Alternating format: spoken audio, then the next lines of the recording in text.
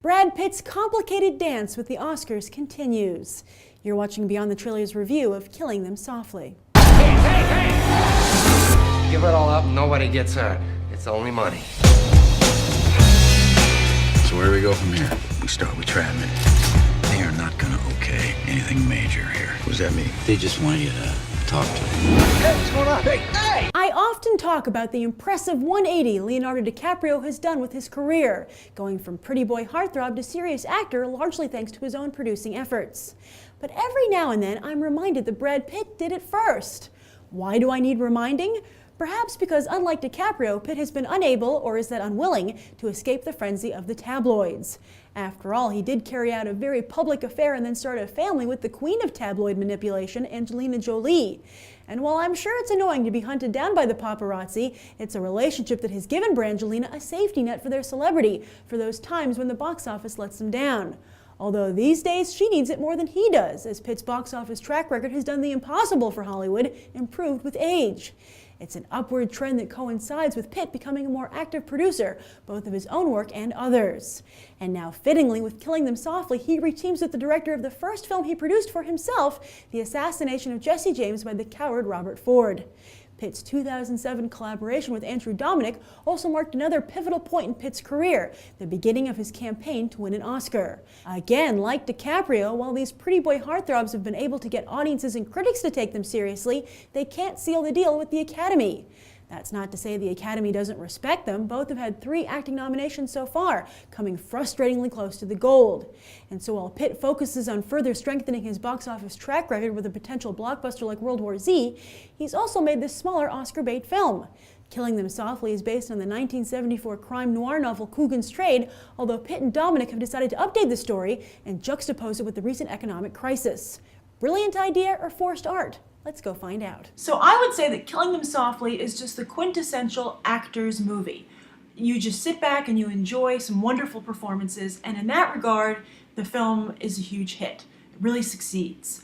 Story-wise, and what they're trying to say about the economic crisis and how it trickles down to even the mob, I feel was less successful for a few reasons. So that's what I'm going to discuss, where the movie succeeded as an actor's film, and where I think that it faltered a little bit as a commentary film on, economics and, a social commentary.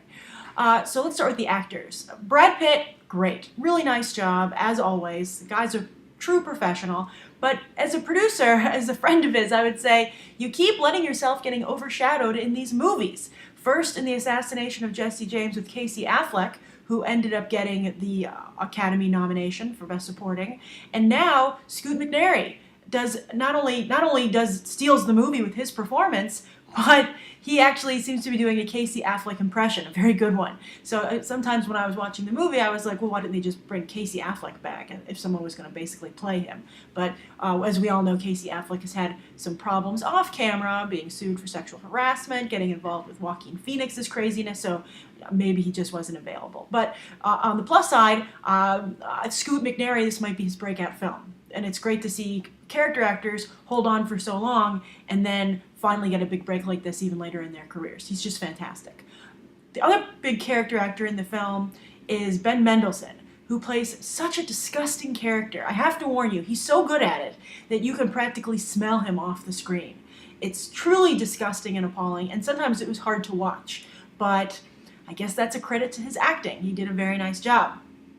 And also Ray Liotta, I thought was really fantastic in the film. It was interesting to see someone who played such a kingpin in Goodfellas with such confidence play such a low-rung guy in the mob that was just really a nobody and just was beaten both literally and figuratively in the movie. Was very interesting to see. He did a really nice job. He doesn't have a lot of scenes, but he has a really big standout, excellent scene in the rain, which I think you'll be impressed with. The film is just very realistic.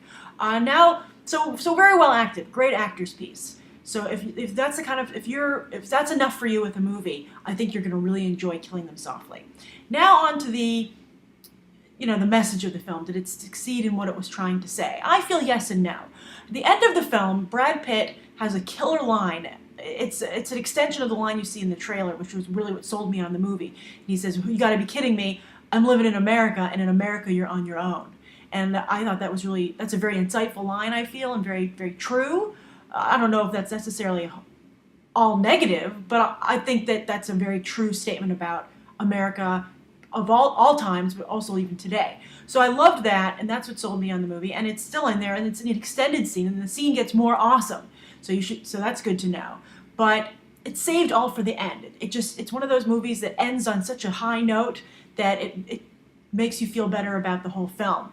But I don't know if it really earned that quality feeling. So that's a great ending line, very clever, very funny, really hits you, fantastic. But I guess what I'm saying is I wish they had done a better job sowing the seeds for that, tying everything up at the end better throughout the film.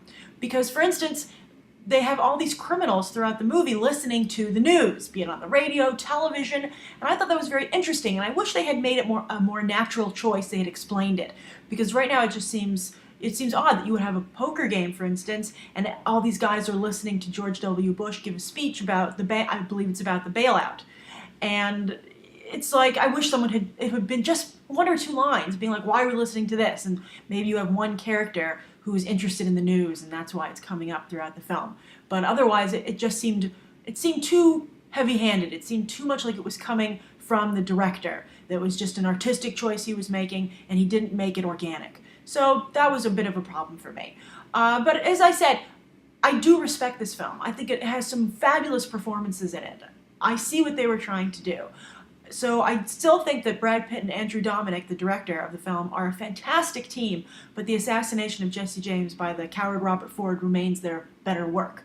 So that's how I feel about Killing Them Softly. I would say, again, if you're into actors, an actor's movie, then you should definitely see it. If you prefer a little bit more story, then maybe you might want to wait to get it as a rental. So be sure to share your thoughts down below for what you think of the film.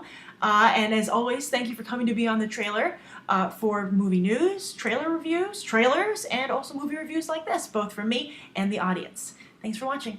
Bye.